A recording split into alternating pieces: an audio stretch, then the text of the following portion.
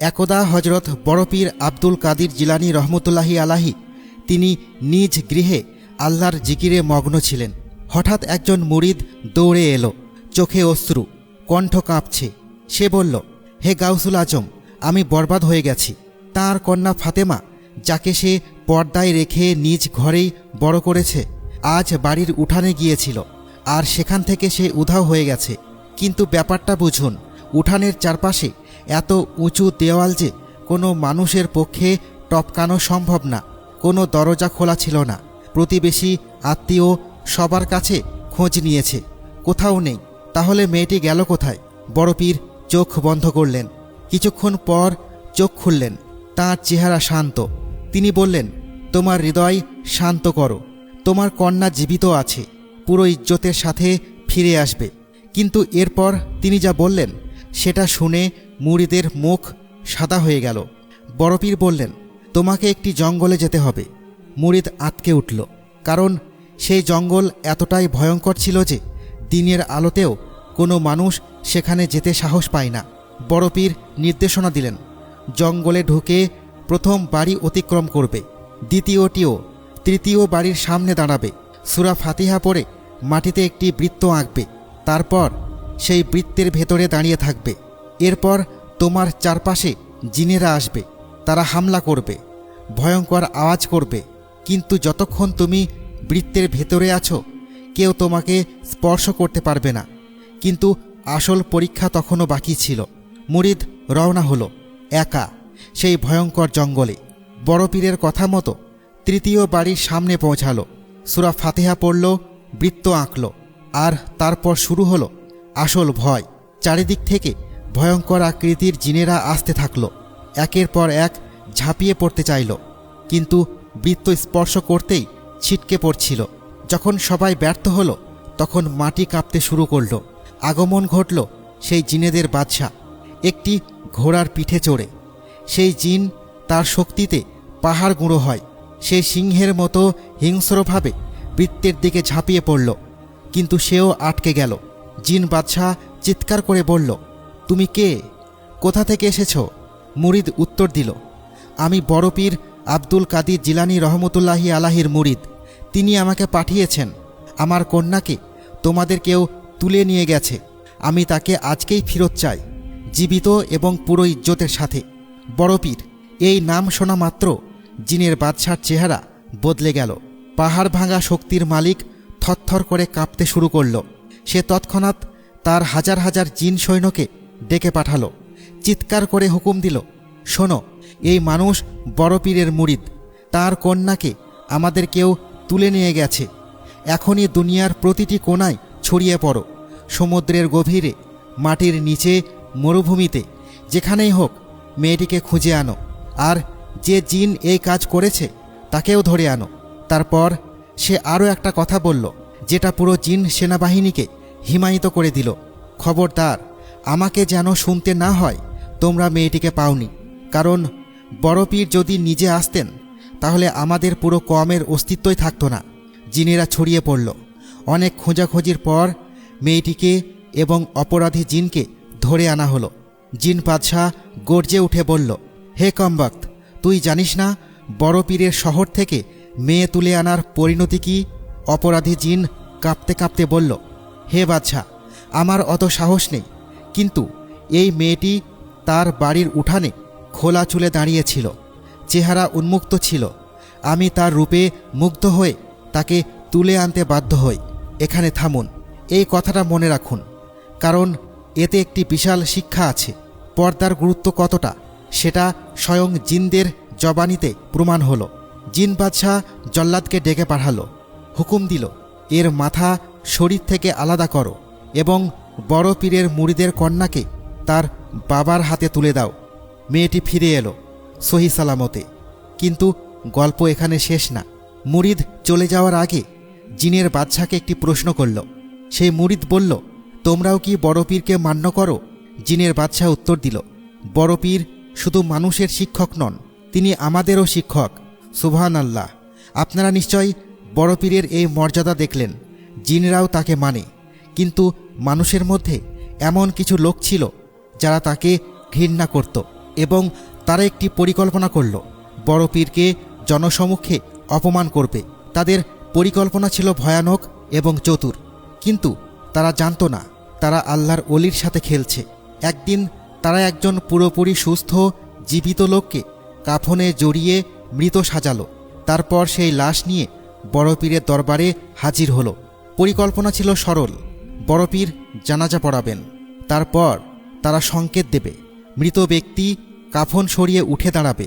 তারপর তারা বলবে, কেমন অলি আপনি, জীবিত আর মৃতের পার্থক্য বুঝেন না? তারা হাসছিল, তারা ভাবছিল আজ বড় পীর লজ্জিত হবেন। বড় পীর তাদের দেখে জিজ্ঞাসা করলেন, তোমরা কেন এসেছ? তারা বলল, এই লোকটি মৃত্যুবরণ করেছে, আপনি জানাজা পড়ান। বড় পীর একটি প্রশ্ন করলেন যেটা তাদের হৃদয়ে কাঁটার মতো বিঁধল, আমি কি জীবিত লোকের জানাজা পড়াবো নাকি মৃত লোকের? তারা তখন বলল, সে মৃত, মৃত না হলে জানাজার জন্য কেন আসতাম? বড় পীর শান্ত মুখে জানাজা পড়ালেন, সালাম ফেরালেন এবং সরে দাঁড়ালেন। তারা ছুটে গেল তাদের সঙ্গীর কাছে, ইশারা করল, ওঠো ওঠো। কোনো নড়াচড়া নেই। কাফন সরালো আর তাদের চোখ বিস্ফোরিত হয়ে গেল। যাকে তারা মৃত সাজিয়ে এনেছিল সে সত্যিকার অর্থেই মৃত্যুবরণ করেছে।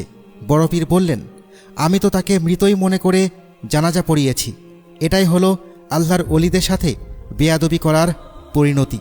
সহিহ বুখারীতে হাদিসে কুদসিতে আল্লাহ তাআলা বলেন, যে আমার অলির সাথে শত্রুতা রাখে আমি তার বিরুদ্ধে যুদ্ধ ঘোষণা করি। যুদ্ধ আল্লাহর পক্ষ থেকে, এমন শত্রুর বিরুদ্ধে যে তার প্রিয় বান্দাকে অপমান করতে চায়। কিন্তু এখন যে ঘটনাটি আসছে সেটি অন্যরকম। এতে কোনো জিন নেই, কোনো যুদ্ধ নেই, আছে শুধু একজন 100 বছরের বৃদ্ধা মহিলা, কিছু রশি আর সামান্য জবের আটা। কিন্তু এই ঘটনার শেষে যে বার্তা আসবে সেটি আপনার চোখ ভিজিয়ে দিতে পারে। হজরত নিজামুদ্দিন আউলিয়া রহমতুল্লাহি আলাহি, তাঁর প্রতিবেশী ছিলেন একজন বৃদ্ধা মহিলা। তার নাম ছিল উজাইফা, বয়স 100 বছর, অবিবাহিত, কোনো সন্তান নেই, কোনো আত্মীয় নেই, একমাত্র আল্লাহ ছাড়া তার কেউ নেই। সেই দিন রাত রশি তৈরি করত, বাজারে বিক্রি করত, সেই টাকায় আটা আর সবজি কিনে রান্না করত। কিন্তু সেই খাবার সে নিজে খেত না, সেই খাবার সে নিয়ে যেত নিজামুদ্দিন আউলিয়ার দরবারে, যেখানে ক্ষুধার্ত দরবেশরা থাকতেন। প্রথমবার যখন সে খাবার নিয়ে গেল, নিজামুদ্দিন আউলিয়া প্রত্যাখ্যান করলেন। তিনি বললেন, হে বৃদ্ধা, এই খাবারে তো তোমার নিজের পেটও ভরবে না, আমরা কেন তোমার কাঁধে আমাদের বোঝা চাপাবো? আমাদের রিজিকের মালিক আল্লাহ। বৃদ্ধা কাঁদতে শুরু করল, বলল, হে মেহবুবে ইলাহি, আমাকে আপনার সেবা থেকে বঞ্চিত করবেন না। আমার আমলনামায় এই ইবাদত ছাড়া আর কিছুই নেই। আমি আপনার সেবা করে জান্নাত পেতে চাই।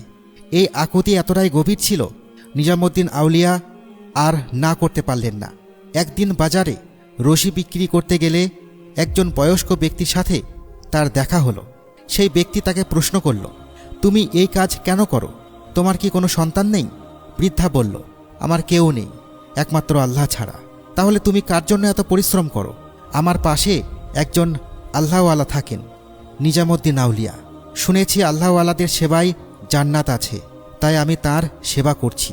সেই ব্যক্তি বলল, তুমি অনেক পুণ্যের কাজ করছো, আল্লাহ তোমার মনের ইচ্ছা পূর্ণ করুন। এই কথা বলে সেই ব্যক্তি হঠাৎ গায়েব হয়ে গেলেন, চোখের পলকে, কোনো চিহ্ন নেই। বৃদ্ধা হতবাক হয়ে দাঁড়িয়ে রইল। উনি কে ছিলেন? কিন্তু কিছুই বদলালো না, বরং পরীক্ষা আরও কঠিন হলো। একদিন বাজারে তার একটি রশিও বিক্রি হলো না। 4 দিন কেটে গেল, না তার পেটে খাবার আছে, না দরবেশদের জন্য কিছু পাঠাতেও পারছে। সে আল্লাহর কাছে দোয়া করল, হে আল্লাহ, আমার জন্য না হোক, আমার অলিরা না খেয়ে আছে, আমাকে এতটুকু দাও যেন তাদের জন্য কিছু রান্না করতে পারি। আল্লাহ তাআলা তার দোয়া কবুল করলেন। রশি বিক্রি হলো, সে কিছু জবের আটা কিনল, কিন্তু সবজি কেনার টাকা ছিল না।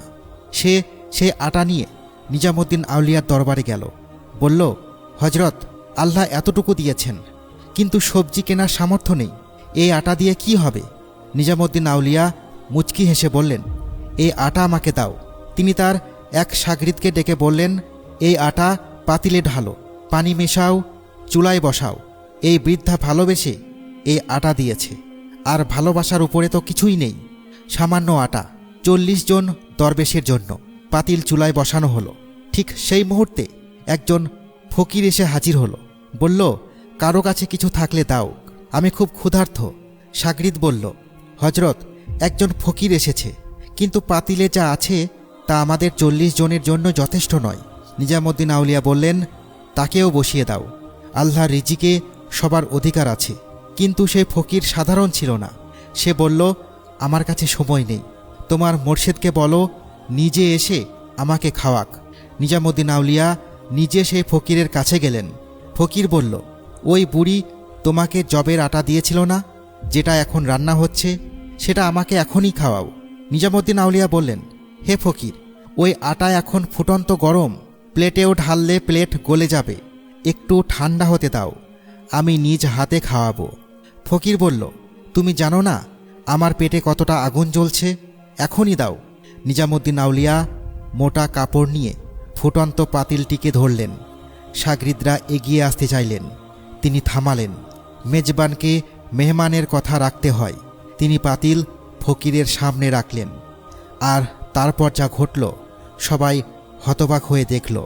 সেই ফকির ফুটন্ত গরম পানির ভেতরে খালি হাত ডুবিয়ে জবের আটা তুলে মুখে দিল, 1 বার, 2 বার, 3 বার। তারপর পাতিলটি মাটিতে আছড়ে দিল। মাটির পাতিল ভেঙে চুরমার হলো। শাগরিদরা চিৎকার করে বলল, হে ফকির, তুমি কি করলে? এখানে কত দরবেশ কতদিন ধরে না খেয়ে আছে। ফকির শান্তভাবে বলল, আমাকে এটাই করতে বলা হয়েছিল। সেই ফকির নিজামুদ্দিন আউলিয়ার সামনে এসে দাঁড়ালো আর বলল, শেখ সাহেব, হজরত বাবা ফরিদউদ্দিন গাঞ্জেশকর রহমতুল্লাহি আলাহি বলেছেন, আল্লাহ তাআলা আপনার এই ত্যাগ দেখেছেন। সেই বৃদ্ধার ভালোবাসায় দেওয়া জবের আটা আল্লাহ কবুল করে নিয়েছেন।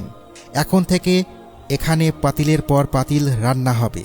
আপনি নিজে দাঁড়িয়ে থেকে রান্না করবেন, আর দেখবেন আপনার কাছ থেকে কোনো ক্ষুধার্ত ব্যক্তি কোনোদিন না খেয়ে ফিরবে না। মনে আছে শুরুতে বলেছিলাম জিনদের বাদশাহ কেন কাঁপে? উত্তরটা সহজ, আল্লাহ যাকে মর্যাদা দেন সৃষ্টির কেউ তাকে অপমান করতে পারে না। কিন্তু এই 3টি ঘটনায় শিক্ষা আছে। প্রথম শিক্ষা, পর্দার গুরুত্ব। খোলা চুল, উন্মুক্ত চেহারা, এমনকি জিনও এতে আকৃষ্ট হয়। দ্বিতীয় শিক্ষা, আল্লাহর ওলিদের সাথে বেয়াদবির পরিণতি ভয়ঙ্কর। যে তাদের বিরুদ্ধে যায় আল্লাহ নিজে তার বিরুদ্ধে দাঁড়ান। তৃতীয় শিক্ষা, এবং এটাই সবচেয়ে বড়, আল্লাহর কাছে পরিমাণ গুরুত্বপূর্ণ নয়, ভালোবাসা গুরুত্বপূর্ণ। একজন বৃদ্ধার সামান্য জবের আটা ভালোবাসা দিয়ে রান্না করা হয়েছিল, আর আল্লাহ সেটি এমনভাবে কবুল করেছেন যে একটি পুরো মহল্লা চিরকালের জন্য ক্ষুধার্ত মুক্ত হয়ে গেল। আপনার কাছে যা আছে তা সামান্য হোক, ভালোবাসা দিয়ে দিন। আল্লাহ সামান্যকে অসামান্য করে দেন। আল্লাহ আমাদের সবাইকে তাঁর ওলিদের ভালোবাসা ও সেবা করার তৌফিক দান করুন। আমিন।